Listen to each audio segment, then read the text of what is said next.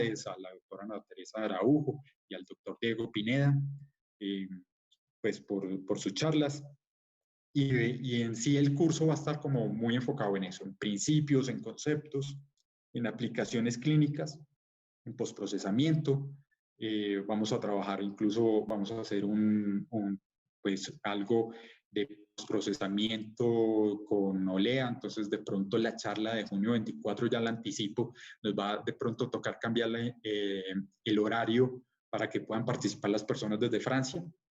Y en muchas de estas charlas vamos a tener la oportunidad también de mostrarles algunos procesamientos específicos, por ejemplo, para stroke o para la parte funcional. Entonces, pues, y hoy iniciamos con los principios físicos de resonancia. Entonces, hoy tenemos invitado a John Jairo Soto.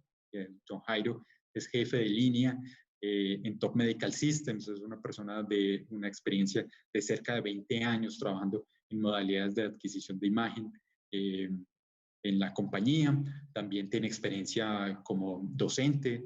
Él es ingeniero electrónico, máster en ingeniería electrónica, con experiencia, como les decía, en docencia en la Universidad de los Andes, en la Facultad de Ingeniería, también en la Universidad Manuela Beltrán, en la Facultad de Bioingeniería. Y él va a iniciar pues con una charla de principios. Walter, que es, pues, es la persona que está detrás de la coordinación de este grupo de charlas. Walter es pues está con nosotros hace 5 años, pero tiene una vasta experiencia en resonancia, obviamente un interés muy grande pues en ser esa persona formadora de tecnólogos y de pues de nuestras tecnologías, y pues él se va a encargar de pronto de muchas de estas charlas. Y yo, que les voy a servir de moderador en estas charlas para poder reunir de pronto sus preguntas, sus inquietudes. Sé que son cerca de 1000 personas las que se inscribieron. Ya vamos en 778 participantes en esta charla, un número muy importante. Entonces, primero pues quiero pues abrirle el micrófono a Jaime Camargo. Jaime es nuestro gerente general de Top Medical, pues para que quiere saludarlos. Jaime, ¿cómo estás? Mario, buenas noches. No, primero que todo, pues muy complacido de oírlo, de ver el número tan impresionante de personas, de doctores, de médicos que están participando en esta charla. Agradecerles de manera muy especial pues la atención que han prestado a la convocatoria que usted y Walter han hecho. Me permito pues felicitarlos, agradecerles por la iniciativa. Y creo que va a ser una experiencia muy importante. El mundo cambió definitivamente y este paso, sinceramente, yo no me lo hubiera soñado si me hubieran preguntado hace unos meses cómo estaríamos nosotros haciendo la charla. Jamás hubiera dicho que estaríamos haciendo este tipo de eventos. Es realmente importante, digamos, inteligente, sabio, empezar a actuar y empezar a saber que nos tenemos que acomodar a un mundo nuevo. Le agradezco a Mario, a Walter, a John, a los doctores que nos van a acompañar, al doctor Pineda, a todos por esta participación, al doctor Arbeláez, claro, a todos, a la doctora María Teresa también, por supuesto, a todas las personas que están tomando parte en este evento. Muchas gracias, Mario, y felicitaciones y muy buena suerte con los siguientes citas. Gracias. Bueno, Jaime, muchas gracias. Pues sí, es un número importante. Ya vamos pasando 800 participantes. Y bueno, y este es el primer curso.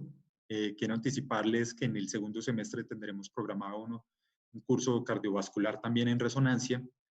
También estamos haciendo el programa para uno de ultrasonido que va a ser este semestre. Y bueno, arrancamos con el día de hoy. Entonces, como les digo, la primera charla nos la va a ofrecer John Jairo sobre principios físicos de resonancia. John Jairo, buenas noches. Buenas noches, Mario. Buenas noches a todos. ¿Cómo han estado? Walter, ingeniero. Pues ya como Mario lo dijo, pues mi nombre es John Jairo Soto. Trabajé muchos años en el área de resonancia magnética. Actualmente trabajo en el área de tomografía. Y el día de hoy, pues la idea es mostrarles algunos principios básicos de la física de resonancia, empezando de qué es resonancia, pasando luego por un poco de historia y finalizando con los principios básicos para la formación de imagen por resonancia magnética. Entonces, pues, comencemos.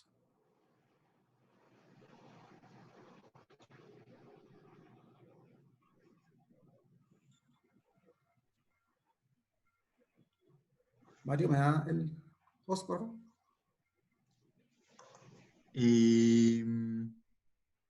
Sí, pensé, Listo, ya. no pasó, pero ya se lo... Listo.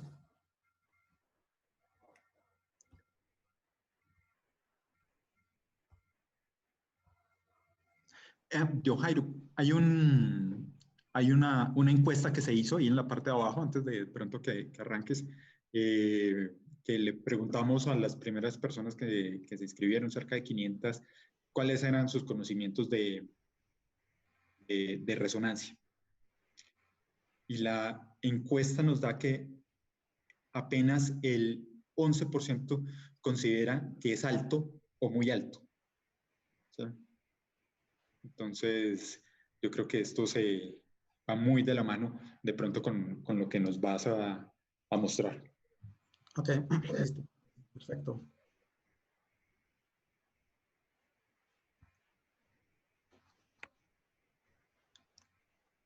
Listo, entonces comencemos.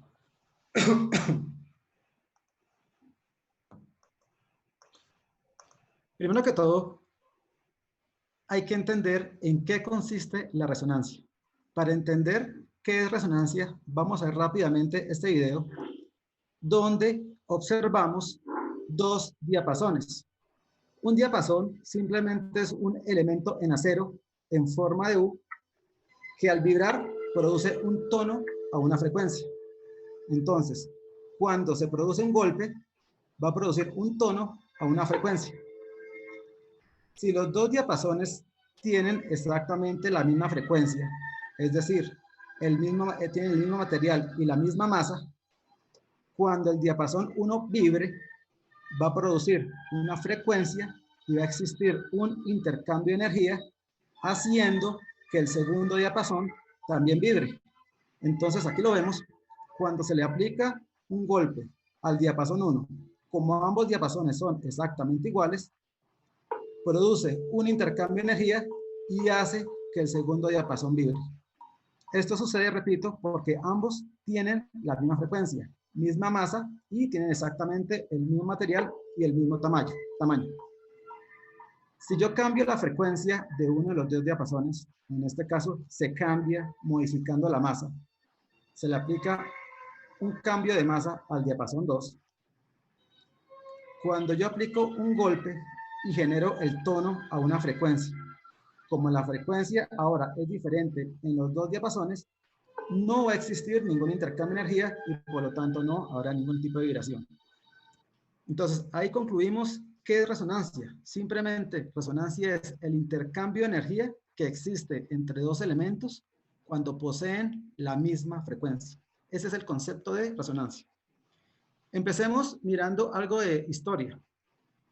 Todo comenzó alrededor del año 1946 con dos grupos de trabajo. Uno encabezado por Felix Bloch de la Universidad de Stanford y otro por un grupo de Edward Purcell de la Universidad de Harvard.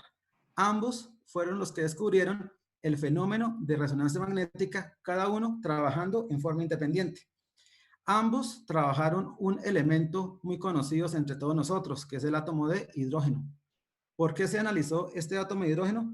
Porque tiene un momento magnético considerable, bastante grande, y segundo, porque es uno de los elementos que tenemos en abundancia en el cuerpo en forma de agua. Entonces, tenemos que los dos grupos, Purcell trabajó con una fuente de hidrógeno sólida, la parafina que es un hidrocarburo, es decir, tiene componentes de carbono y componentes de hidrógeno. En cambio, el grupo de Bloch trabajó como fuente de hidrógeno el agua, gotas de agua, pues que tienen componentes de hidrógeno y componentes de oxígeno. ¿En qué consistieron las pruebas o los experimentos que ellos hicieron?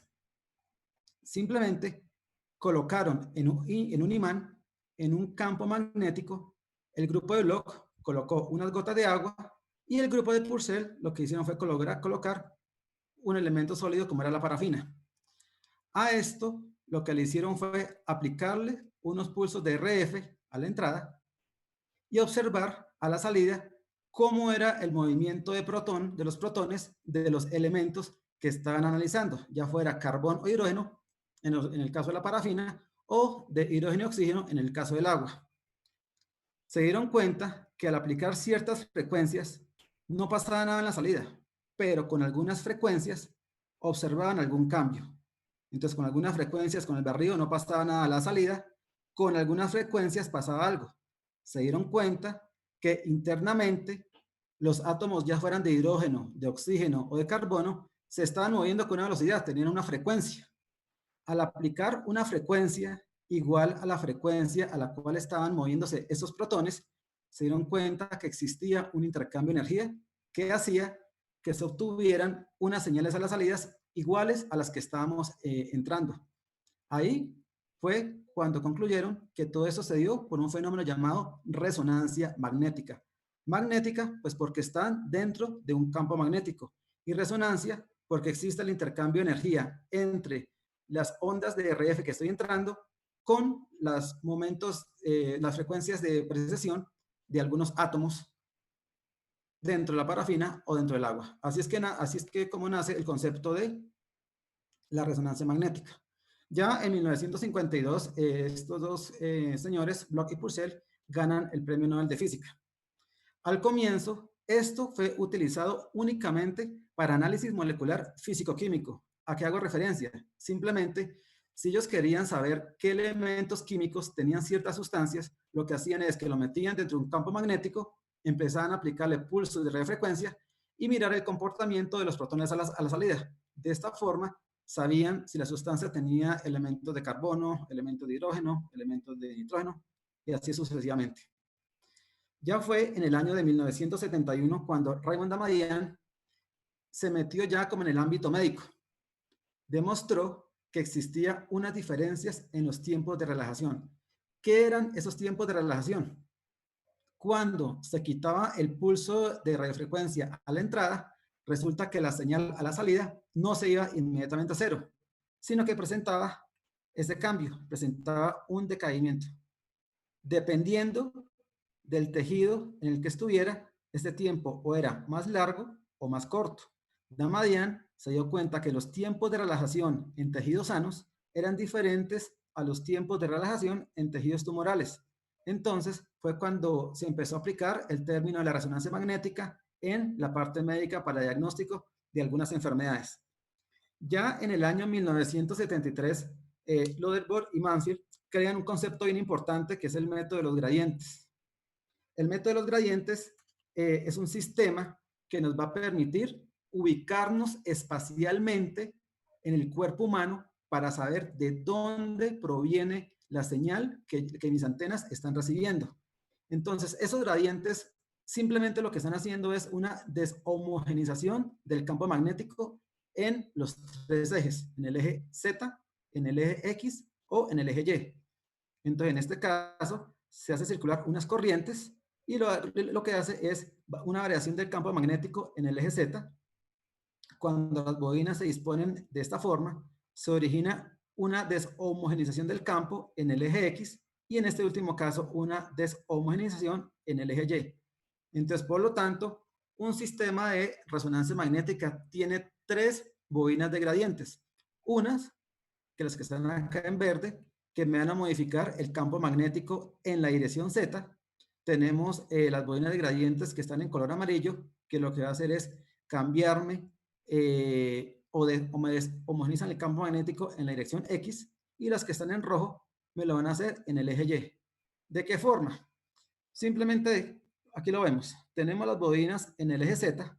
Lo que está haciendo es que el campo magnético ya no sea el mismo en ese sentido, en el eje Z, sino que en este punto tengo un campo magnético menor, un poco mayor y un poco mayor.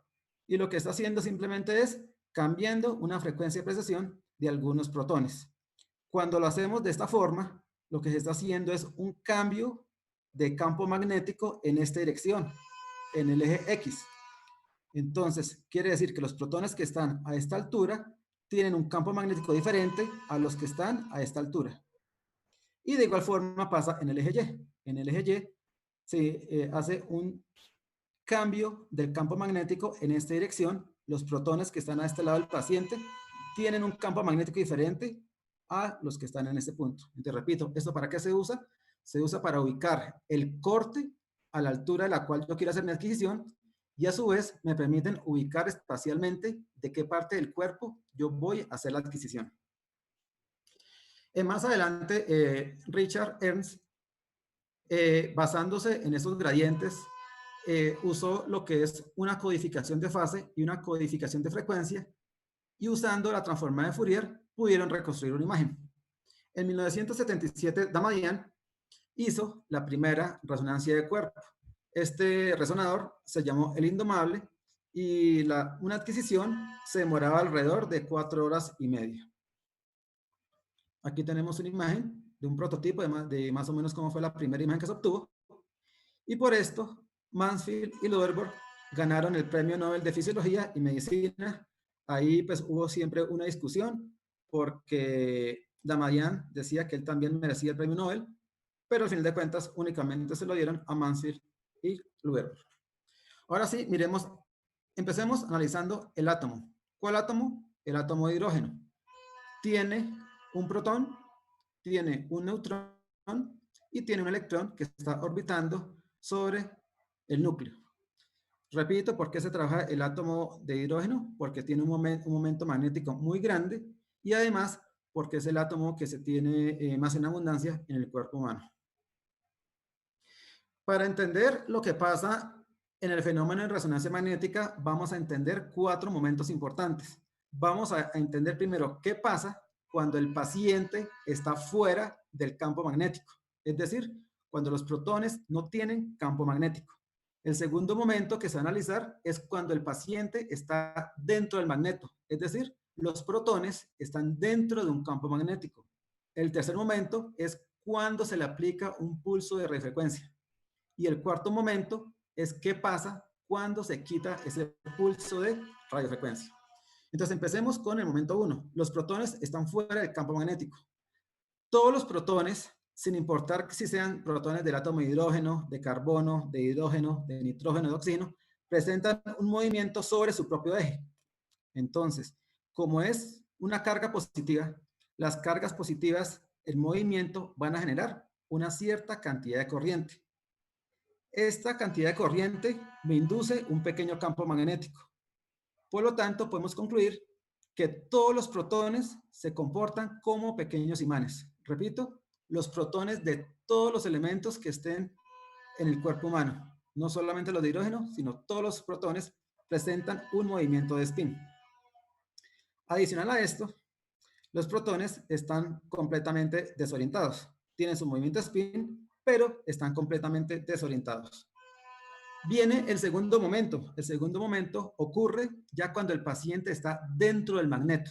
Es decir, los protones están ya dentro de un campo magnético. En este momento pasan 2 fenómenos.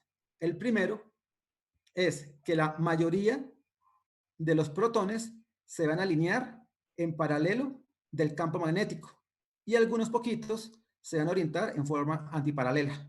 Eso es lo primero que pasa cuando se introducen en el campo magnético.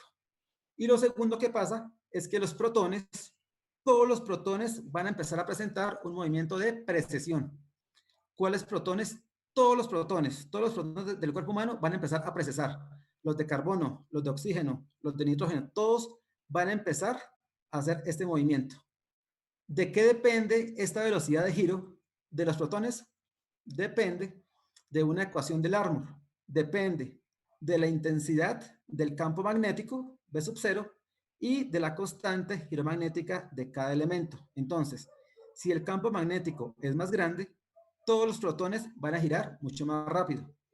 Y esta es la constante que depende de cada elemento. Entonces, del elemento que más nos interesa, que es el hidrógeno, esta constante es de 42.6, de carbono 10.7, flúor 40.05, fósforo 17.23, sodio 11.26. ¿Qué quiere decir esto? Que los átomos o los protones de hidrógeno van a girar a una velocidad más alta que los de carbono, flúor y así sucesivamente.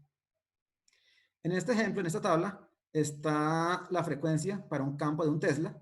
Entonces, los átomos de hidrógeno van a girar a 42.6 y los de carbono a 10.7. Recuerde, esto es importante. Todos los protones están precesando dentro del cuerpo cuando está en un campo magnético. La resta o la diferencia de los protones que están orientados a favor del campo magnético menos los que están en contra dan origen a un vector que se conoce como el vector macroscópico de magnetización, o también se le conoce como un vector longitudinal de magnetización. Entonces, aquí vemos un pequeño ejemplo de 9 protones que están alineados en forma paralela, están representados cada uno por un vector, y tenemos 5 protones que están orientados en forma antiparalela. Todos estos protones que están en el eje positivo del campo magnético del eje Z van a hacer un aporte y los que están en contra van a restar, van a disminuir. Y es como si tuviéramos un neto de 9 menos 5, digamos de 4 protones en el eje Z. Esto da origen al vector macroscópico de magnetización. Resulta que estos 4 protones que están precesando, ambos están aportando en esta componente del eje Z. Este vector aporta un pedazo, este vector aporta otro pedazo, este vector aporta otro pedazo y este también. Por lo tanto, tenemos un vector grande en el eje Z que lo llamamos vector longitudinal de magnetización. Ahora, ¿qué pasa en el eje Y y en el eje X?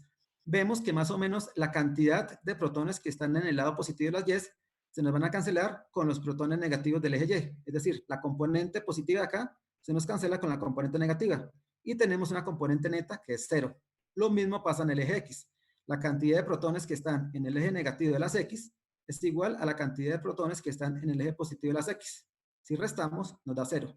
Entonces, vamos a tener una componente longitudinal máxima y una componente transversal que va a ser mínima, va a ser 0. Entonces, aquí lo tenemos. Estos 6 protones están aportando para originar ese vector longitudinal y los aportes transversales van a ser 0. ¿Por qué? Porque la sumatoria de estos vectores en el eje positivo es igual a la sumatoria de la componente en el eje negativo y lo mismo pasa en el eje X. Entonces, conclusión, tenemos una componente longitudinal máxima y tenemos unas componentes transversales mínimas o ceros. Importante tener en cuenta este vector, el longitudinal va en la dirección del campo magnético, es decir, en el eje Z. El eje Z corresponde a la dirección de mi campo magnético. Cuando el paciente está acostado, entonces el campo magnético va a ir en esta dirección. Y en esa dirección va a estar mi vector macroscópico de magnetización. Ahora viene el tercer momento, que es qué pasa cuando aplicamos un pulso de radiofrecuencia. En este momento sí es importante tener en cuenta que la frecuencia de este pulso de radiofrecuencia tiene que ser igual a la frecuencia de precesión del átomo que yo quiero excitar. ¿Cuál es? El átomo de hidrógeno. Entonces, es importante que la frecuencia que yo esté emitiendo con la frecuencia del pulso RF sea igual a la frecuencia de precesión de los átomos de hidrógeno. ¿Para qué? Pues para que exista la resonancia y exista un intercambio de energía. A esto se le conoce como excitación. ¿Qué pasa cuando se aplica un pulso de frecuencia con la misma frecuencia de la frecuencia de precesión de los átomos de hidrógeno. Entonces, supongamos que el campo magnético está a 1.5, quiere decir que la frecuencia de precesión de los átomos de hidrógeno será igual a 1.5, que es el campo magnético, por 42.6, que es la constante giromagnética del hidrógeno. Entonces, vamos a tener una frecuencia de precesión de más o menos 64 MHz. Entonces, si yo aplico un pulso de refrecuencia con una frecuencia igual a 64 MHz, van a pasar dos efectos. Lo primero es que tienen una energía suficiente para que la mitad de los protones que estaban procesando en el eje positivo de los Z vaya a la parte negativa, y lo que va a hacer es que este vector, que era máximo, va a empezar a decrecer, va a empezar a hacerse más pequeño. A medida que los protones van bajando, esta componente se hace cada vez más pequeña. Y lo otro importante que va a pasar es que los protones van a empezar a precesar en fase. ¿Qué significa? Que ya no están completamente distribuidos como antes, sino que todos van a empezar a precesar desde el mismo punto. Cuando precesan en el mismo punto, resulta que la componente transversal, que antes era 0, porque dijimos que los protones que estaban en el lado positivo se nos cancelaban con los vectores que estaban en el lado negativo. Ahora, como todos están en fase, voy a tener una componente transversal máxima. No hay nada que le haga oposición para que disminuya. Entonces tenemos esta componente máxima, transversal, máxima. Entonces aquí vemos un ejemplo donde nos combina esos dos fenómenos. Primero, que la componente longitudinal, que era máxima, empieza a decrecer hasta llegar a 0, y los protones empiezan a precesar en fase. Y esa componente es máxima, la transversal. Entonces la longitudinal, que era máxima, empieza a decrecer hasta llegar a 0. La componente transversal, que era mínima, empieza a aumentar hasta que es máxima. Entonces aquí vemos la magnetización longitudinal es mínima y la magnetización transversal ahora es máxima. Eso es lo que se concluye cuando se aplica un pulso RF. No hay que olvidar que ese vector representa unos protones que están procesando. Esos protones dijimos que eran unos pequeños imanes. A medida que estos protones están más cerca a una antena, van a tener una amplitud máxima. Lo que recibe la señal es una amplitud máxima. A medida que estos protones van precesando y cuando llegan a la parte más lejana a la antena, van a tener una intensidad mínima. A medida que se van acercando, la intensidad vuelve a aumentar. Entonces, lo que mi antena está recibiendo cuando yo estoy aplicando un pulso RF, simplemente es una señal constante, es una señal seno de una amplitud constante. Ahora viene el momento 4, que es el momento de relajación, es decir, cuando quitamos el pulso RF. Cuando el pulso RF se quita, los protones lentamente van a llegar a su estado inicial. ¿Qué quiere decir? Los protones que estaban en antiparalelo van a empezar lentamente a subir a paralelo. Y lo que hacen es que el vector, este vector longitudinal, que era 0, va a empezar a crecer. A medida que los protones van subiendo, ese vector se hace cada vez más grande hasta que alcanza su valor inicial de magnetización. Y lo otro que pasa es que los protones que estaban precesando en fase van a empezar a perder su fase. Entonces, por lo tanto, la componente transversal, que era máxima, va a empezar a ser mínima. A medida que los protones se van desfasando, esta componente más pequeña hasta que llegue a 0. Entonces, ¿qué pasa cuando yo quito el pulso RF? Sencillo. La componente longitudinal, que era mínima, que era 0, empieza a aumentar hasta que llega a un valor máximo. Y la componente transversal, que era máxima, empieza a decrecer hasta que llega a un valor muy pequeño. Esto da origen a dos curvas muy famosas que se llaman la curva de relajación T1 y la curva de relajación T2. La T1 es la que tiene que ver con el vector longitudinal y la relajación T2 tiene que ver con la componente o el vector transversal. Entonces aquí vemos, inicialmente el vector era mínimo, cuando los protones suben se hace cada vez más grande. Entonces da origen a esta curva. Inicialmente era 0, a medida que el tiempo pasa, los protones van subiendo y hacen que ese vector cada vez sea más grande y da origen a esta curva. Entonces, esta curva es la que se conoce como curva de relajación T1. De igual forma, pasa con la componente transversal.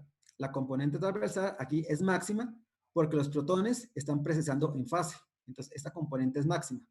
A medida que pasa el tiempo, cuando se quita el pulso RF, los protones empiezan a perder la fase y por lo tanto, esta componente cada vez es más pequeña y da origen a la curva T2.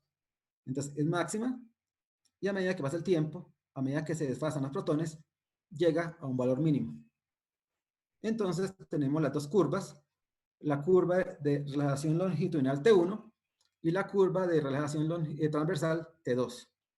De aquí sacamos dos parámetros importantes, que es el tiempo 1, que es el tiempo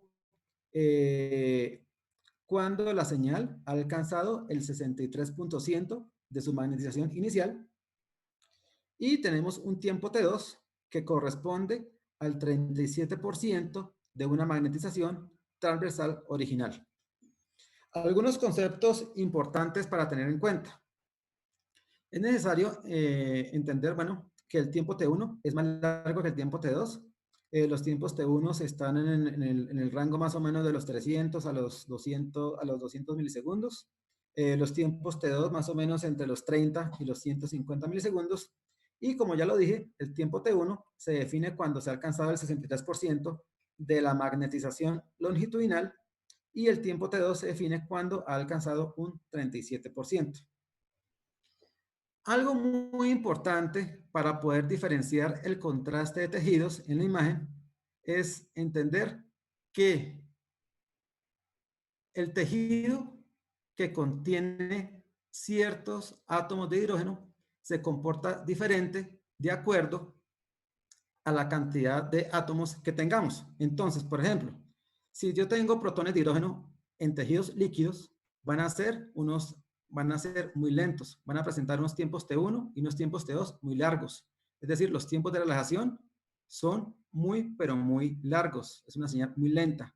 Mientras que las grasas y otros tejidos tienen T1 y tienen T2 cortos. Es decir, alcanzan su estado de relajación mucho más rápido que los líquidos. Esto es importante para entender el contraste de los tejidos. Entonces, los líquidos son muy lentos, las grasas son muy rápidas. Entonces, en esta curva, acá tenemos dos tejidos, un tejido A y un tejido B. Es una curva T1. Tenemos un tejido que llega más rápido a su valor final y tenemos otro tejido que llega más lento a su valor final. Entonces, podemos concluir que el tejido A puede ser un tejido grasoso que se comporta más rápido y que el tejido B es un tejido líquido que su comportamiento es más lento. Entonces, esto nos da pie para hablar de cuando una imagen decimos que es potenciada en T1 y cuando una imagen es potenciada en T2. Entonces, una señal que esté muy positiva, vamos a decir que es hiperintensa. Y a medida que va bajando, es menos hiperintensa o es hipointensa. Una señal que es hiperintensa tiende a pintarse de un color blanco y una señal que es hipointensa a pintarse de un valor negro. Entonces aquí tenemos dos curvas. Una curva representa un líquido cefalorraquídeo y otra señal, otra curva, representa tejido de cerebro. Vemos que si yo digo que la imagen es potenciada en T1, el cerebro se tiene que ver más blanco porque es más hiperintenso que lo que se veía el líquido cefalorraquídeo.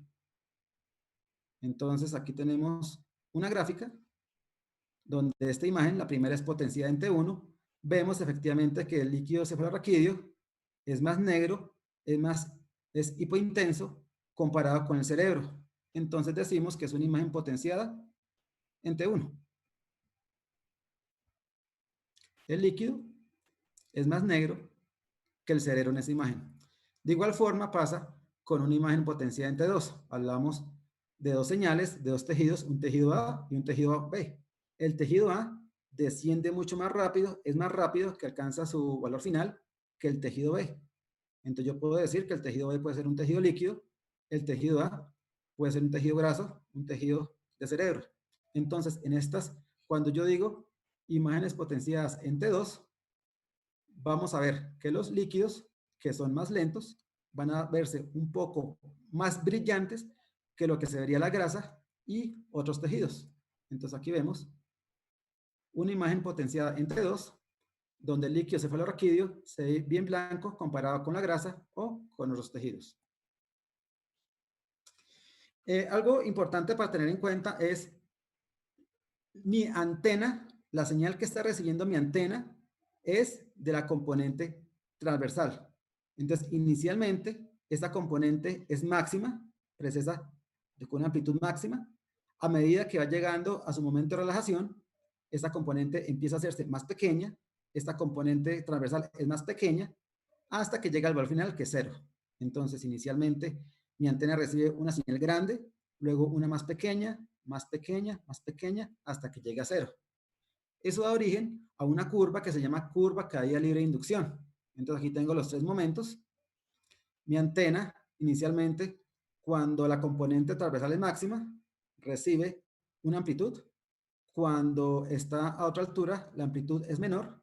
Y cuando llega a la parte final, pues es 0. Entonces, esta que está acá es la forma de onda que mi antena está recibiendo. Es una forma de onda que es máxima. A medida que se empieza a relajar, va a ser mínima, mínima, mínima, hasta que llega a un valor de 0. Eso pasa cuando quito el pulso de RF. Entonces aquí lo explico. Aquí la componente es máxima, que es más o menos este valor. Esta componente de acá sería el segundo pico, la tercera componente, y así sucesivamente hasta que llega a un valor 0. Esta es la curva caída libre de inducción. Esta es la curva o la forma de onda que está recibiendo mis antenas.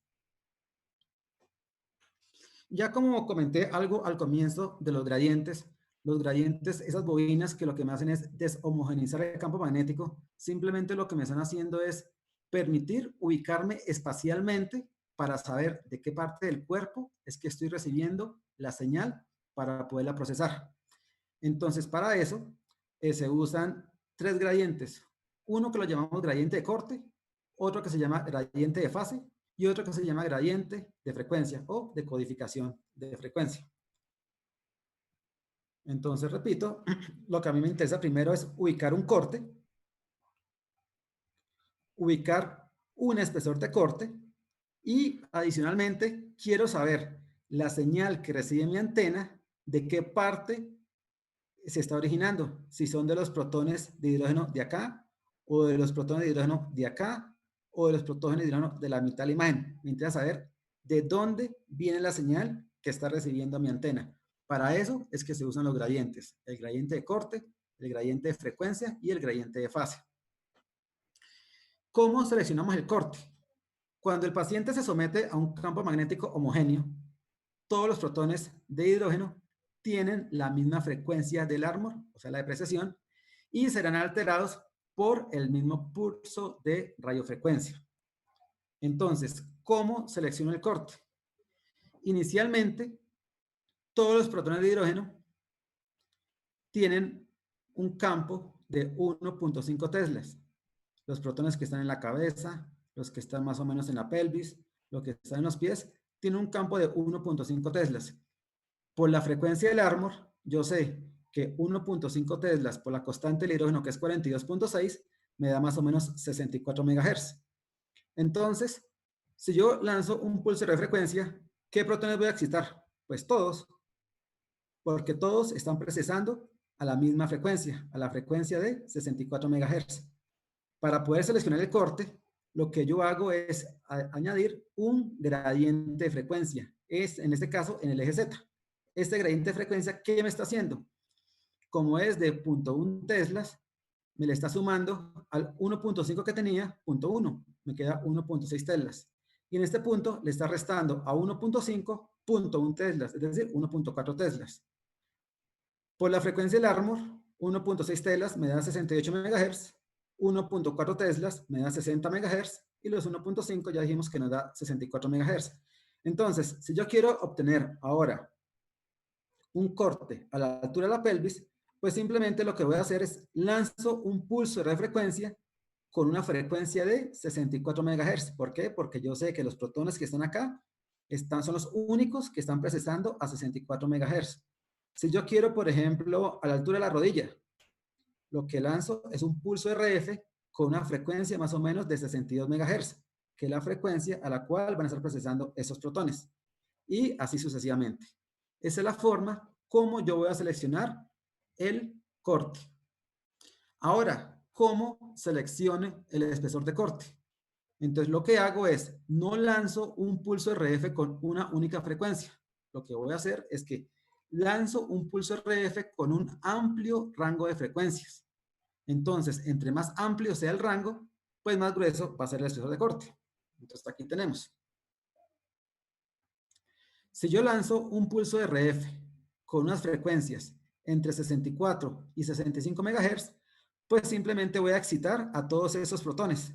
Todos esos protones se van a excitar y por lo tanto voy a tener una tajada más gruesa.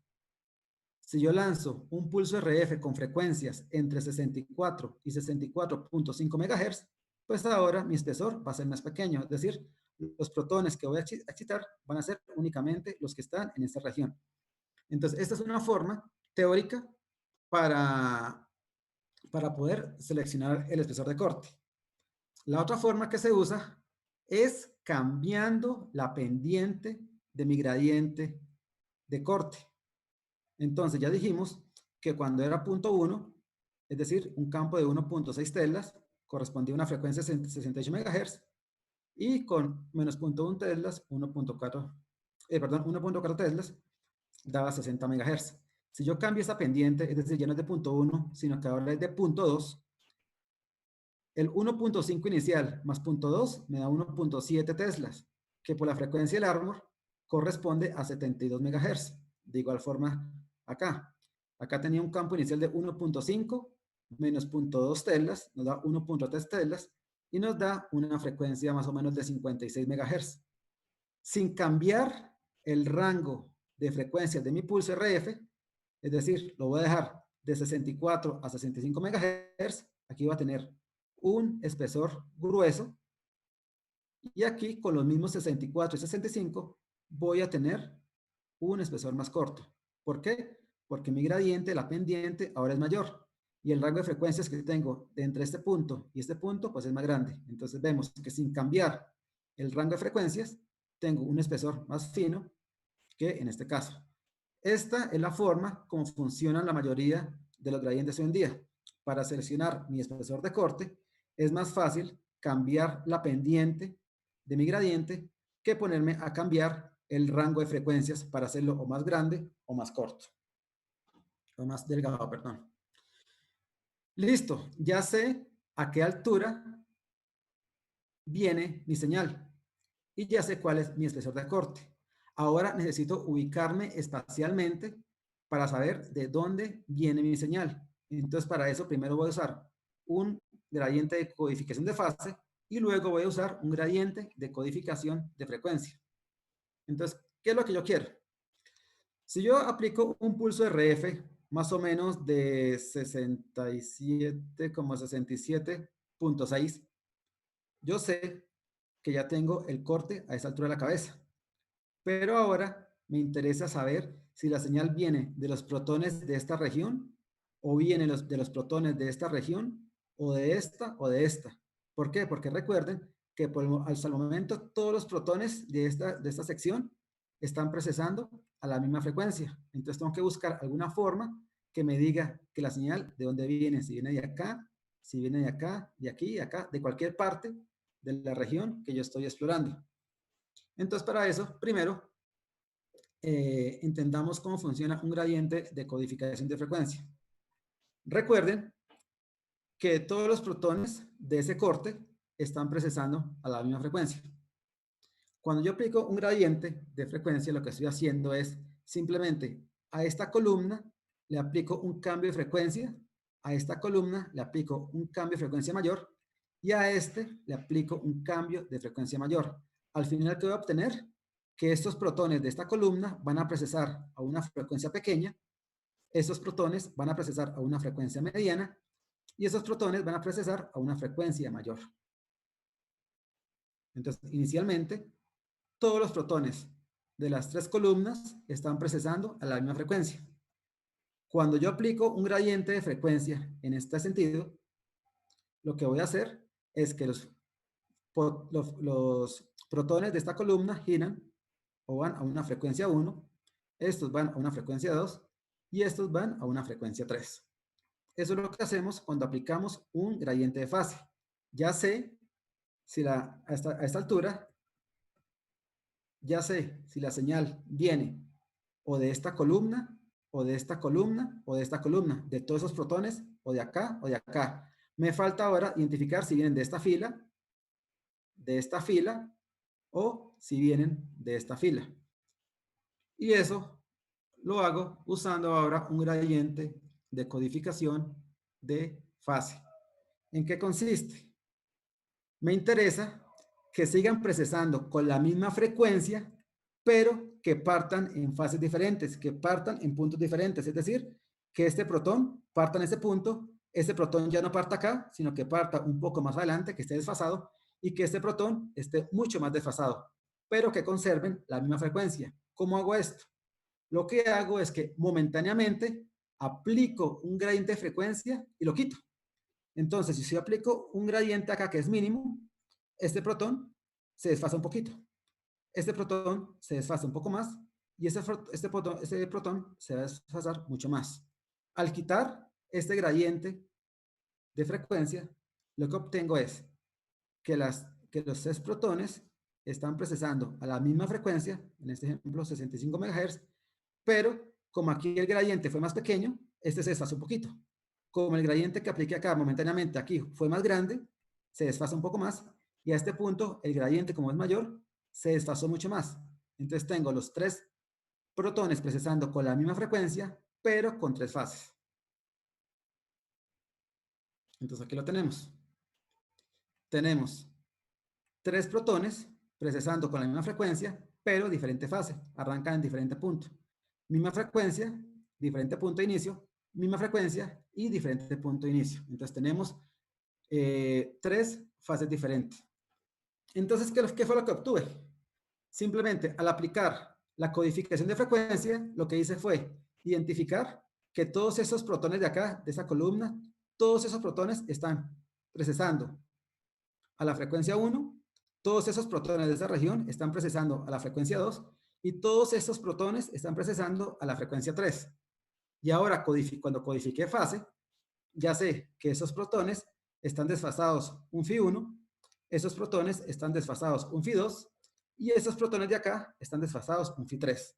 Entonces, ¿cómo hago yo para saber que la señal viene de aquí o si la señal viene de aquí o la señal viene de aquí? Entonces, tengo que aplicar, como ya dije, los 3 gradientes. Primero aplico mi gradiente de corte para saber a qué altura está mi corte y saber mi espesor de corte.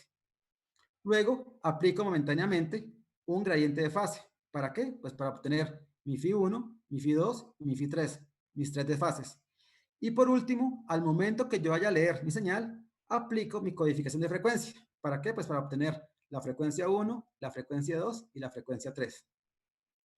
Recuerden que esta curva que está acá, esta curva de acá abajo que se llama curva caída libre de inducción, está representada por esta ecuación. Esta ecuación MXY representa el valor de magnetización transversal inicial, el valor máximo. Y estos dos componentes que tengo acá, uno que es omega, que es la frecuencia, representa la frecuencia a la cual está esta onda caída libre. Y este valor phi lo que me está diciendo es qué tan rápido o qué tan despacio está decreciendo esa señal. Resulta que cuando yo le aplico Fourier a esta forma de onda, es relativamente sencillo obtener el parámetro omega y el parámetro phi de esta onda.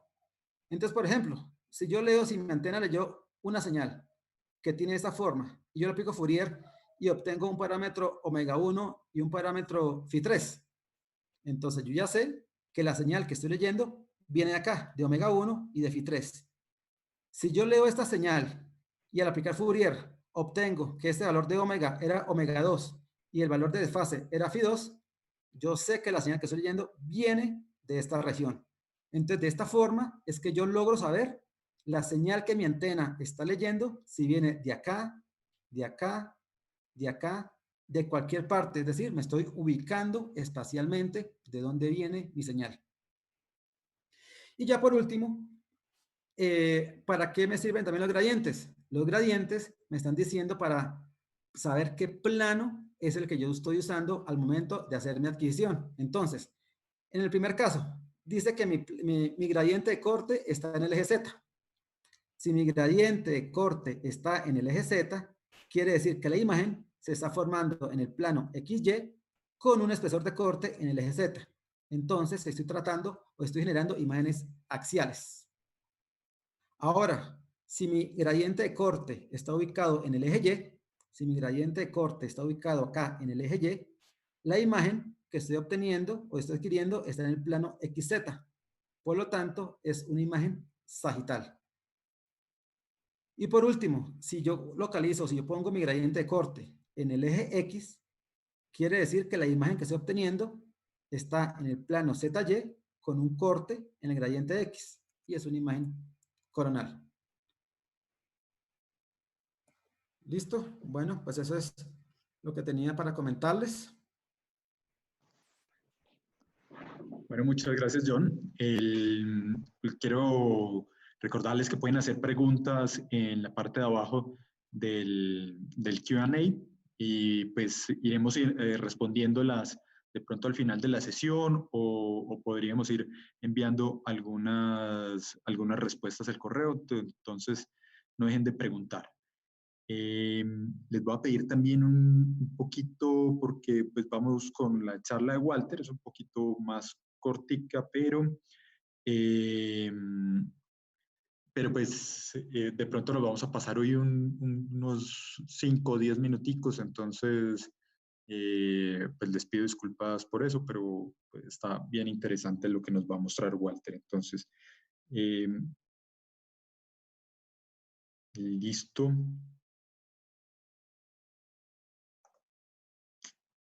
Un segundo.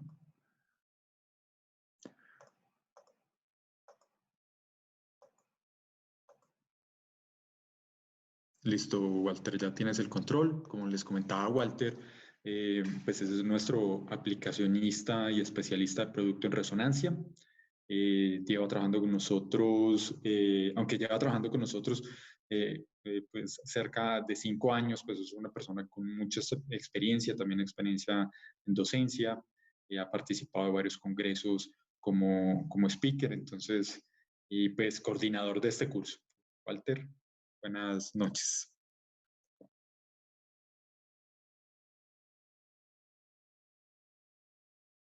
Bueno, muy buenas noches para todos.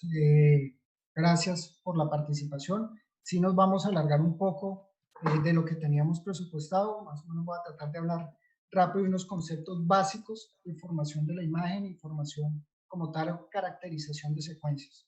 Entonces, dando continuidad con esta primera parte de la presentación de John, vamos a hablar o vamos a definir qué es una secuencia. Entonces, cuando hablamos de secuencias por resonancia magnética, nos referimos al tipo de información y a la caracterización de la señal generada por los tejidos expuestos a un campo magnético. El gran interés de la resonancia magnética, o de hecho el gran éxito de la resonancia magnética, es obtener imágenes que permitan comparar las diferentes relajaciones entre T1 y T2 de los tejidos, y para ello va a ser netamente necesario privilegiar esa información hacia una de las dos, o hacia T1 o hacia T2.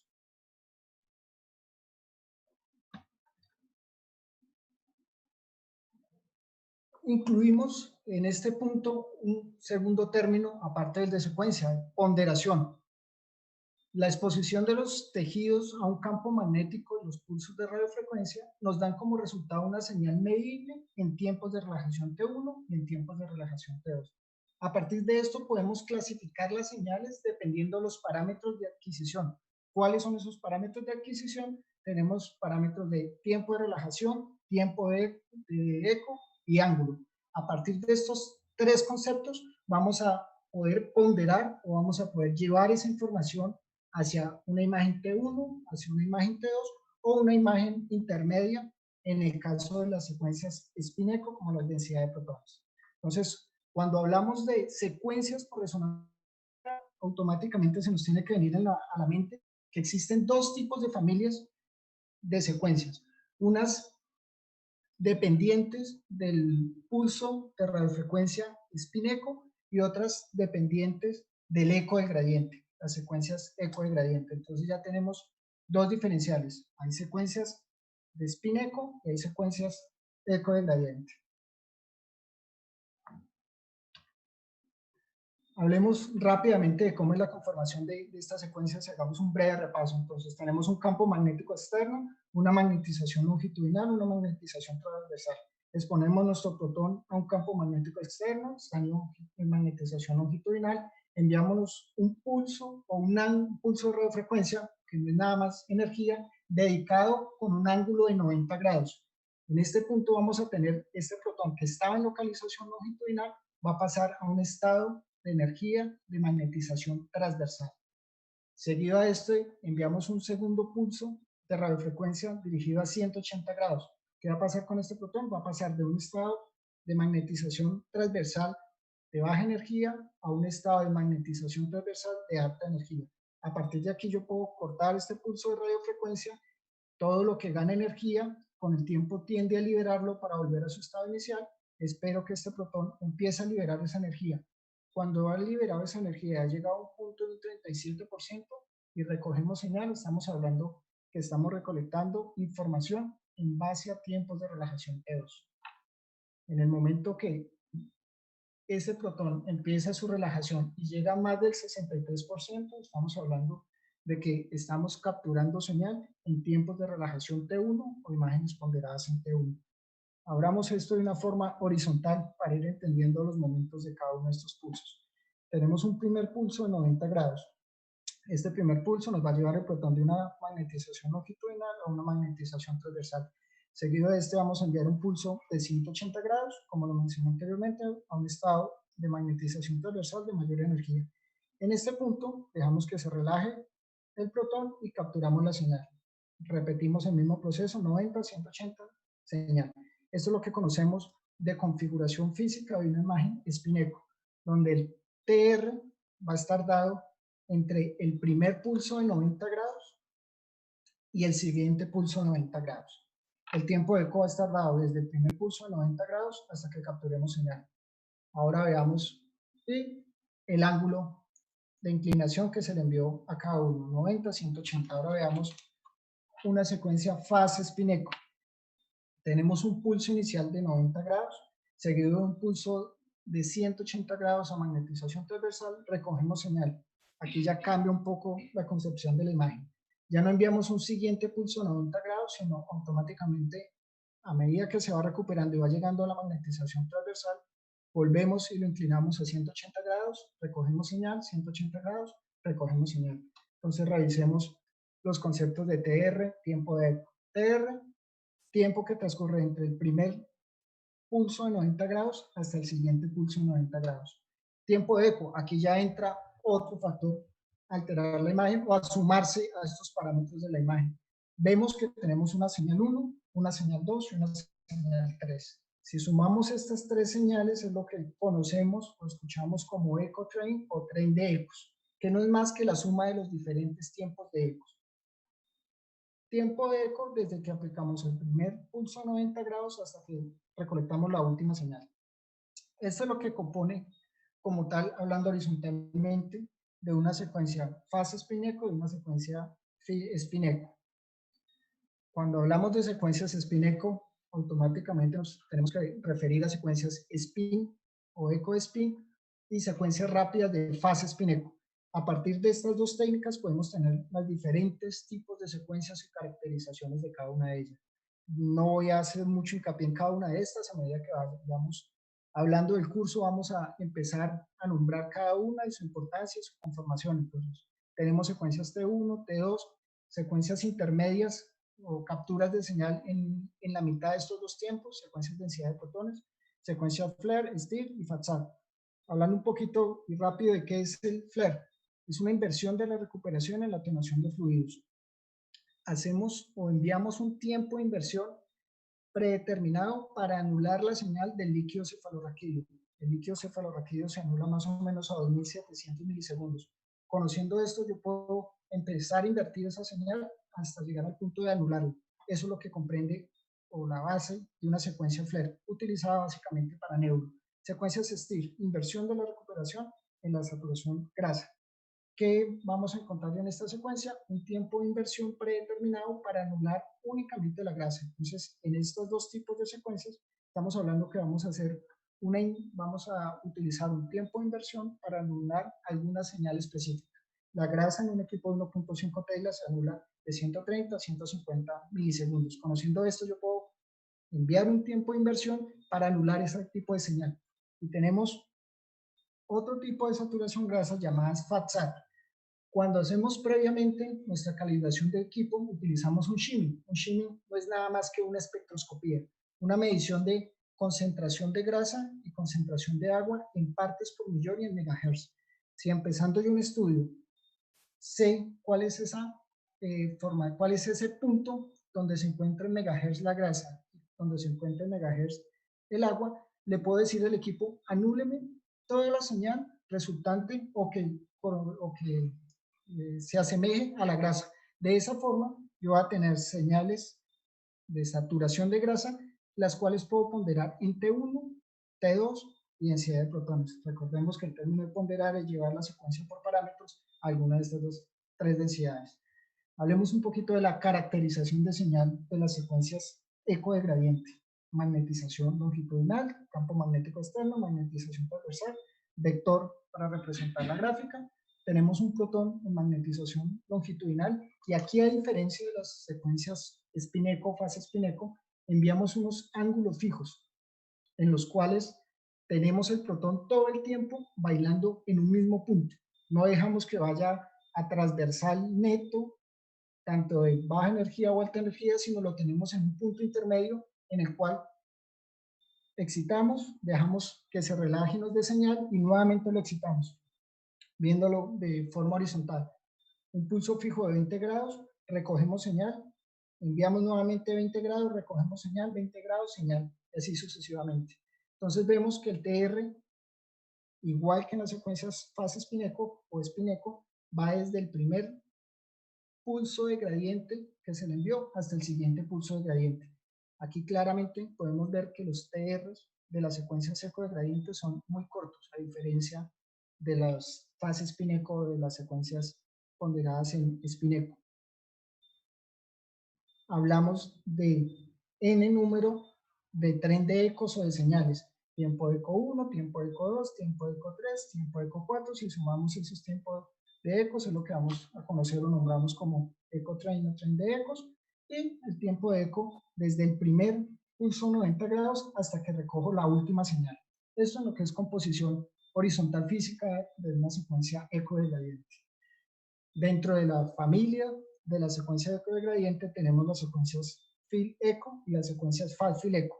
Y a partir de estas dos técnicas podemos obtener secuencias en T2 estrella, secuencias volumétricas de fill-eco T1, secuencias fall-fill-eco ponderadas en T1, ponderadas en T2, secuencias ecoplanares, que son básicamente las que utilizamos en difusión, secuencias SSFP, estudio State Free Precision, estudio del estado libre de precisión, que son las secuencias básicas que utilizamos para cardio, secuencias Water Fat Separation, que en una sola secuencia obtenemos en fase, fuera de fase, excitación agua, excitación grasa, o secuencias para angio, TOF, Phase Contrast, o secuencias libres de contraste, secuencias para angio libres de medio de contraste. Entonces, hablando rápidamente de este tipo de secuencias y de parámetros, nos damos cuenta de que la resonancia magnética depende mucho de la física. La física es la que manda la formación de la imagen. Podemos tener un equipo de 3 teslas, podemos tener un equipo de 1.5 teslas, pero vemos que esos tiempos de relajación son inherentes un poco a los campos magnéticos, son inherentes a los números de canales de cada antena o los números canales del resonador. Intervienen muchísimo en la calidad de la imagen y en la resolución. Pero la física de la resonancia magnética es muy exacta, es muy precisa. Yo tengo que esperar que mi protón se relaje hasta el 37% para tener una imagen T2. Por más que quiera acelerar, por más que quiera llevarlo más rápido, tengo que esperar esos valores físicos. O esperar a que se recupere un 63% de su estado inicial. Entonces, a medida del tiempo y a medida del desarrollo, y cada vez que se van sacando equipos nuevos, secuencias nuevas, también se está trabajando en ese tipo de aceleración de recolección de señales y generación de imagen. Todos sabemos que por resonancia magnética un punto álgido es la claustrofobia, el ruido, los tiempos de duración. Y como les mencionaba, a medida del tiempo se han desarrollado diferentes técnicas para tratar de acelerar este tipo de secuencias. Una de ellas, y la primera que se desarrolló, es el AFIM Model, Advanced Fourier Imaging, que lo que hace, voy a dar una representación rápida, una explicación rápida de estos términos. El AFIM Model lo que hace es llenar el espacio K un 70%, y a partir de esa información del 70%, rellenar el 30% restante. Eso hace que el tiempo de adquisición baje un poco. El factor Spear es la recolección de señal por medio de las antenas segmentada. De esta forma yo puedo separar la señal y decirle a cierto canal de la antena, recójame una señal X y otra parte de señal Y. Eso hace que la recolección y transformación de la imagen sea un poco más rápida. Secuencias ya un poco más novedosas como la Multiband Spear, que básicamente lo que hace es en 2 puntos determinados hacer una excitación de imagen. Entonces no la va a hacer corte por corte, sino va a seleccionar 2 cortes dentro del mismo proceso físico. O secuencias fast 3D. Las secuencias fast 3D tienen un llenado del espacio K radial, y aparte de eso tienen el sistema AFI Mode activado. Eso hace que para estudios específicos de neuro podamos aplicar volumétricos en T1, volumétricos en T2, volumétricos FLAIR en unos tiempos muy acordes con la cantidad de señal que obtenemos. Hablando de esto, abro paso para presentar nuestras últimas tecnologías en la aceleración de imagen y en la calidad de imagen. Entonces, vamos a hablar de unas nuevas secuencias, más que secuencias, programas de aceleración y reconstrucción de imagen propias de Canon Medical System. Vamos a hablar del Compress Speeder. ¿Qué es el Compress Speeder? El Compress Speeder es un método de superaceleración de adquisición de imágenes que va dado en la aceleración de 2, 3 o 4, por 2, por 3, por 4. El Compress Speeder es la herramienta de desarrollo de Canon Medical basada en la tecnología del Compress Sensing. Entonces, definamos un poco rápidamente qué es el Compress Sensing. El Compress Sensing se basa en 3 pasos para la reconstrucción de la imagen, desde el espacio K hasta la lectura del gradiente, hasta el gradiente de lectura y la conformación de la imagen. Entonces, habla de un primer paso, que es el muestreo incoherente de correlación de datos. Un segundo paso, que es la transformación de la señal con pocos datos de reconstrucción, y un tercer paso, que es la reconstrucción iterativa no lineal. Entonces podemos decir que el Compress Sensing, o hablamos que el Compress Sensing es un algoritmo matemático para la aceleración de recolección y formación de la imagen. Con el Compress Sensing básicamente podemos tener menor tiempo de llenado acá. Esto traducido a la imagen va a disminuir drásticamente los tiempos de adquisición, pero al mismo tiempo va a tener una disminución de la señal ruido. Por resonancia magnética es inevitable que yo quiera hacer adquisiciones o obtener adquisiciones con un bajo tiempo teniendo la misma calidad de imagen. Siempre va a estar ese pro de si bajo tiempo, deterioro imagen. La física es muy exacta y dependemos de la física. Entonces, ¿qué tenemos con el Compress Speed? Es un método de superaceleración que produce una reducción de tiempos de adquisición entre un 40% y un 60% a no utilizarlo. Y aparte de eso, un gran beneficio, no tenemos o no existen artificios de Spear, ya que no depende de la geometría de la antena ni de la anatomía. Si para las personas que estén familiarizadas con nuestros equipos, cuando hablamos de Speeder, vemos que el Speeder depende de esa aceleración de recolección de señal por canales, depende de la anatomía que estoy adquiriendo y de la fase o de la dirección con la cual adquiero la imagen. Y voy a tener, si no la utilizo bien, voy a tener muchos artificios propios del Speeder. Con el Compress Speeder ya no vamos a tener ningún tipo de artificios. Y como estamos hablando de imagen y lo que nos interesa es la imagen, vayamos un poquito a la imagen para verla. Tenemos una secuencia sagital T2 de columna, adquirido sin ninguna técnica de compresión o de aceleración, 2 minutos 16. Aplicamos el Compress Speeder por 2, tenemos un tiempo, que el tiempo baja considerablemente, casi que a la mitad, 1:10. Si hacemos el compress speed por 3, vamos a ver que tenemos el tiempo en 50 segundos, lo llevamos a 4 a 37 segundos. La calidad de imagen de una secuencia que no tenga ningún tipo de aceleración para la adquisición va a ir bajando a medida que va pasando o voy acelerando ese compress speed. Entonces, para compensar esta parte de disminución de la señal ruido, a nadie le va a hacer una secuencia rápida que tenga una muy mala definición o una muy mala resolución. Entonces, para solventar esta pérdida o esta disminución, tenemos un nuevo producto llamado ACE. ¿Y qué es el ACE? Cuando hablamos de ACE, ya empezamos a hablar de inteligencia artificial sumada a equipos de resonancia magnética. Entonces, hagamos una definición del ACE. El ACE es el uso de la inteligencia artificial para la reconstrucción de imágenes apoyados por el Deep Learning.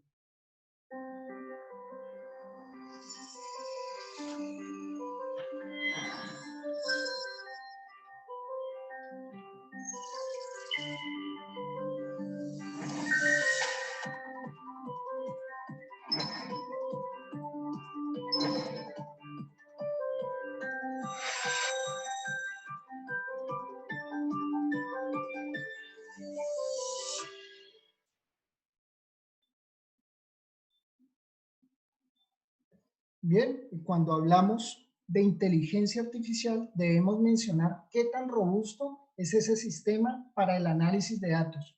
Entonces, tenemos que, todo lo que conlleva la inteligencia artificial, tenemos pasos de Machine Learning, Deep Learning. Nos vamos a enfocar básicamente en qué es el Machine Learning y qué es el Deep Learning, y qué hace especial esta técnica de ACE como método de filtrado de ruido de la imagen integrado con inteligencia artificial.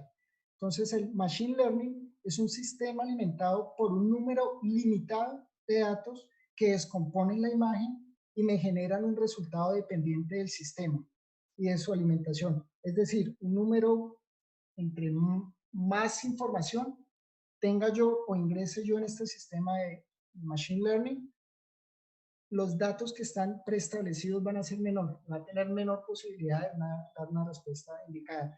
Si vemos un ejemplo, si buscamos un ejemplo de Machine Learning, podemos hablar de los estudios que hacen de comportamiento de las personas, del comportamiento a la hora de votar. Tenemos pocos variables. ¿Va a votar sí o no? ¿Qué partido político es de sus afectos? A partir de ahí genero los candidatos, entonces ya se va cerrando el abanico. Entonces el Machine Learning es un sistema que está cargado con muy pocos datos y muy pocas variables, que básicamente lo que me hace es evaluar el comportamiento X. Cuando hablamos de Deep Learning, hablamos que es un sistema alimentado por muchos datos, el cual permite ser entrenado, y cuando hablo o me refiero a ser entrenado, hablo de cuánta información alimento ese sistema para que previamente el sistema sea capaz de corroborar la identificación de múltiples variables de información. Es el caso de la resonancia magnética.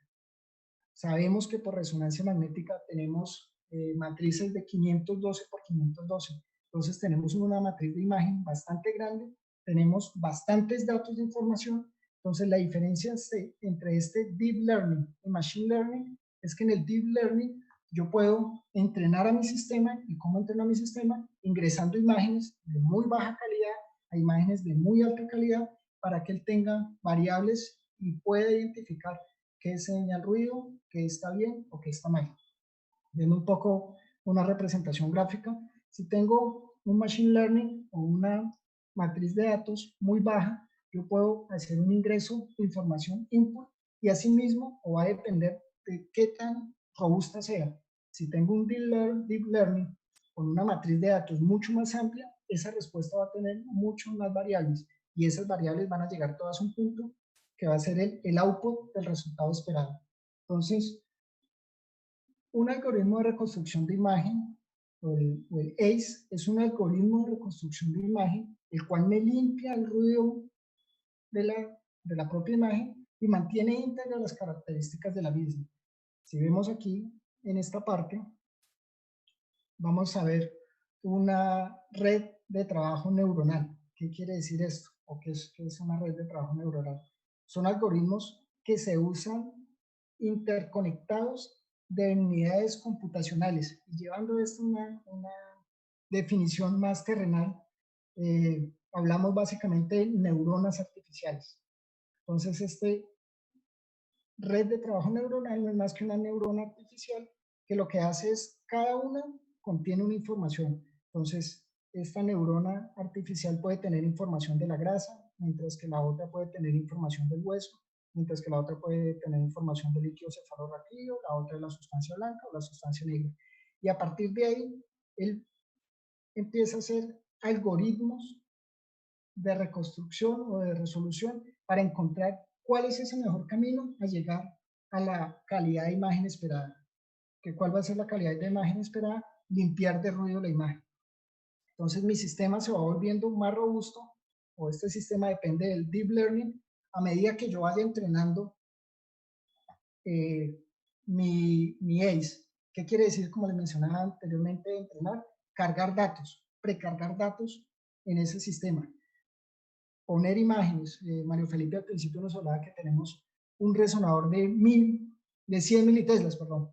Este resonador está generando unas imágenes de muy alta resolución. Si cargamos estos sistemas con este tipo de imágenes y cargamos el sistema con unas imágenes de baja resolución, sea en resolución espacial o sea en resolución temporal, y activamos esta red neuronal, el deep learning va a ser capaz de hacer algoritmos que lleguen a una calidad de imagen óptima. Entonces podemos decir que el ACE es una convolución de reconstrucción determinada por un algoritmo, el cual elimina el ruido de la imagen sin alterar sus características propias. Y esto es muy importante. Ahorita vamos a ver en qué consiste esto. Dando como resultado alta calidad de imagen y alta resolución espacial, disminuyendo los tiempos drásticamente de reconstrucción. Entonces, revisemos esta diapositiva. Cuando originalmente adquirimos una imagen y por X o Y motivo, por baja resolución temporal o baja resolución espacial, tengo una imagen original con ruido, la solución actual es darle un filtro. ¿Qué pasa con estos filtros? Si yo cojo esta imagen filtrada y la resto la imagen original, la sustracción me va a mostrar que estoy alterando la anatomía de la cual estoy estudiando. Entonces, generalmente al médico radiólogo no le gusta mucho que la imagen sea filtrada, ni para mejorar, ni para dar detalle, ni para quitar, pasarlo por un smooth. ¿Por qué? Precisamente por esto, porque estoy cambiando esa anatomía básica y estoy perdiendo información. ¿Qué pasa con el sistema ACE? Tengo una imagen original, que como lo mencionaba, por X o Y motivo, o por baja resolución espacial o baja resolución temporal, tengo ruido en la señal, lo paso por este sistema de convolución, me genera una señal sin ruido. Si yo resto esa señal pasada por el ACE, la resto de la imagen original, voy a ver que no tengo ningún tipo de sustracción de la anatomía básica.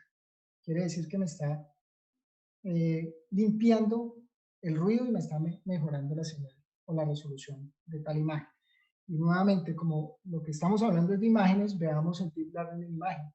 Tenemos una imagen en un resonador 3 teslas adquirida de 2 milímetros con una resolución de 0.15 por 0.15, un field of view de 8 centímetros.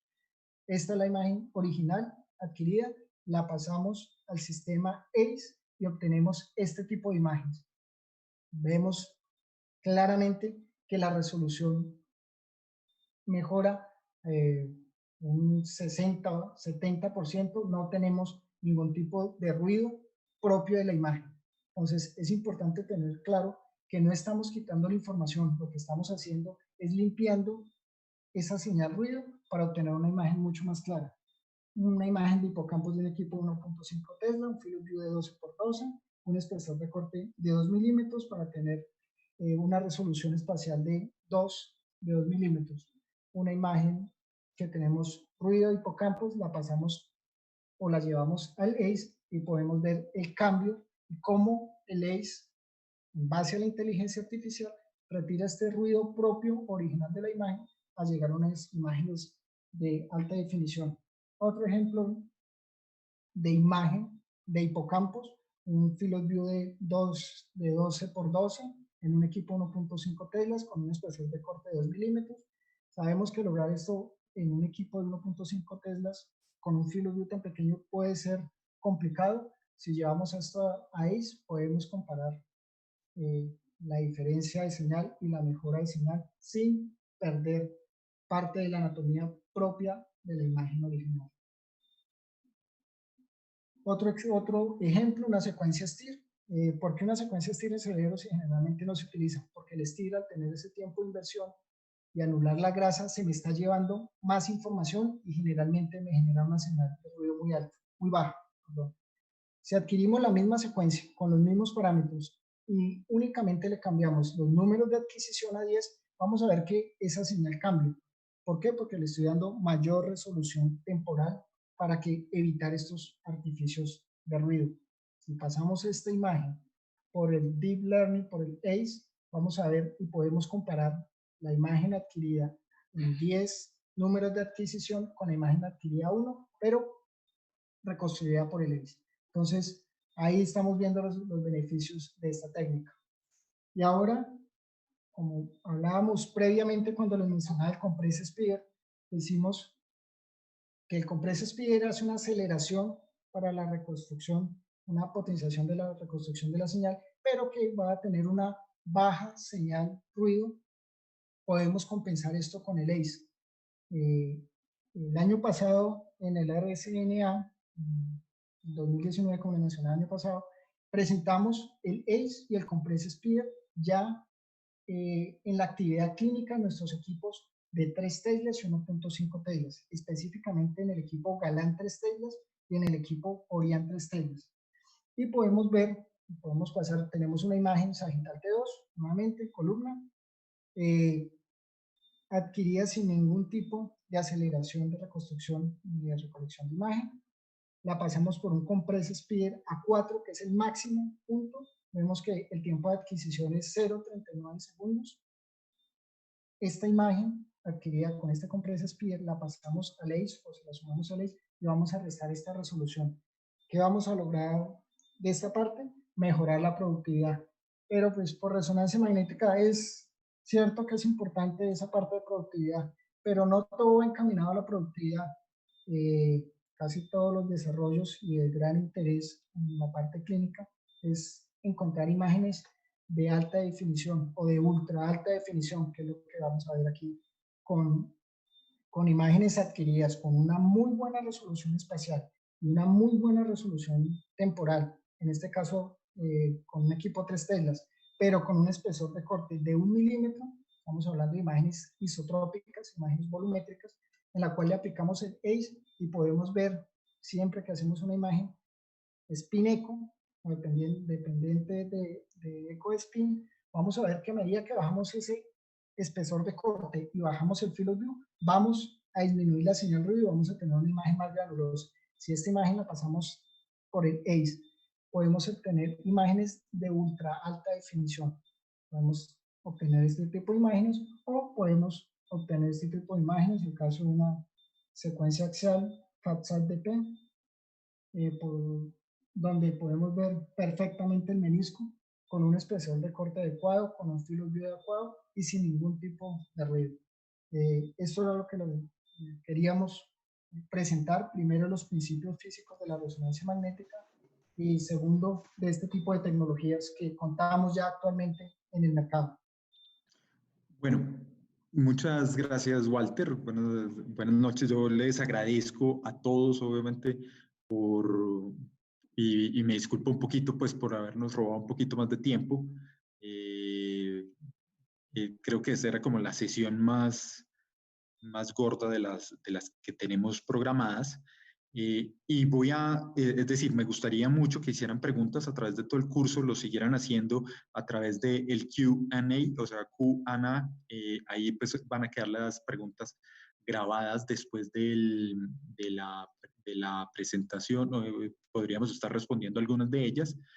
Y yo creo que va a abrir un espacio tal vez de unas 3 preguntas pequeñas, ¿cierto?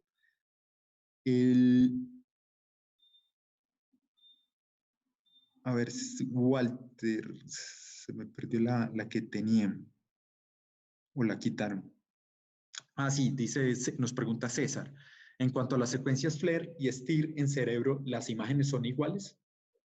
No, la secuencia FLAIR utiliza un tiempo de inversión específico para suprimir la señal del líquido cefalorraquídeo, mientras que un STIR tiene un tiempo de inversión específico para suprimir la grasa.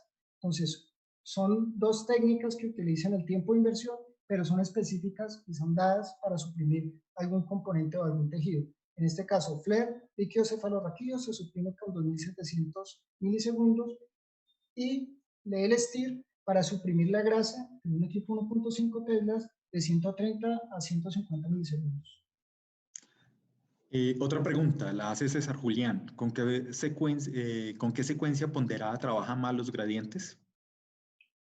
Eso va dependiendo si es una secuencia spin-eco o eco de gradiente. Claramente las secuencias eco de gradiente dependen más es del gradiente. Ya si empezamos a hablar de características como tal de cada una de estas secuencias de eco de gradiente, fileco, fileco, ecoplanar, de hecho las secuencias ecoplanar son las más exigentes para el gradiente. ¿Por qué? Por sus bajos tiempos de adquisición, por su alta resolución espacial. Creo que este tema lo podemos hablar un poco más en el momento que hablemos de la física, de la difusión y cuando hablemos de secuencias de perfusión, que son las que utilizan las ecoplanar. Pero el gradiente se exige más cuando utilizamos o cuando adquirimos secuencias basadas en el eco del gradiente. Listo. Y Wilson Andrés Polo nos pregunta, ¿qué efecto tiene la intensidad del campo electromagnético en la calidad de imagen? Pregunto porque con los años cada vez los resonadores son de más y más teslas. ¿Existe un límite teórico de teslas para ver la calidad de imagen? El campo magnético, la fuerza del campo magnético es un determinante al hablar a la hora de calidad de imagen en cierto punto. ¿A qué me refiero a esto? Yo siempre hago la analogía cuando tenemos una cámara fotográfica de 15 megapíxeles y otra de 30 megapíxeles, es el caso de un resonador 1.5 teslas, un resonador de 3 teslas. En el momento de adquisición o de tomar la foto, las dos cámaras tardan el mismo tiempo. De ahí la diapositiva. La física es determinante. Los tiempos de relajación son inherentes al campo magnético. Pero ¿qué pasa cuando tengo un campo magnético más alto? Primero, el número de protones que voy a tener alineado para trabajar va a ser mayor. Segundo, al tener más protones alineados con los que puedo trabajar, voy a tener mayor información. Entonces, cuando empiezo yo a entrar en el detalle, cuando empiezo a abrir esta imagen o esta fotografía de 30 megapíxeles y darle zoom, voy a tener una muy buena resolución. ¿Qué pasa con esa fotografía de 15 megapíxeles? En el momento que empiezo a dar zoom, va a llegar a un punto que se va a determinar. Ahí es donde va determinado. ¿Y hasta dónde podemos llegar? Ya hay que hay resonadores en la parte investigativa clínica de 7 megapíxeles. A medida que el campo magnético es más alto, vamos a tener mayor inconveniente por el efecto dieléctrico, vamos a tener mayores inconvenientes por la misma potencia y fuerza del campo magnético. Entonces, es un factor importante como lo es el campo magnético, la potencia o el número de canales de las antenas o del equipo y la potencia del gradiente. Más que sea determinado por un solo elemento, es el conjunto de esos tres elementos: campo magnético, gradientes y radiofrecuencia. Bueno, entonces yo creo que podemos dar la charla de hoy por terminada. Pues hay otras preguntas que están acá abiertas, hay unas que son con respecto a leyes, yo creo que podríamos irlas respondiendo y, pues de pronto por un correo. Entonces yo primero pues quiero agradecerle nuevamente a todos por la participación tan masiva. Los invito para la próxima charla que vamos a hablar de difusión y tractografía y les voy a pedir que se vuelvan a inscribir a la charla a partir de mañana, porque hoy tuvimos un problemita para la inscripción. Vamos a ver principios físicos de difusión, vamos a a ver pues de pronto algo de postprocesamiento, tal vez en tractografía, si alcanzamos. Y bueno, muchas gracias a todos. Voy a enviarles también una pequeña encuesta por correo para que por favor pues participen también. Y bueno, muchas gracias a todos por la participación.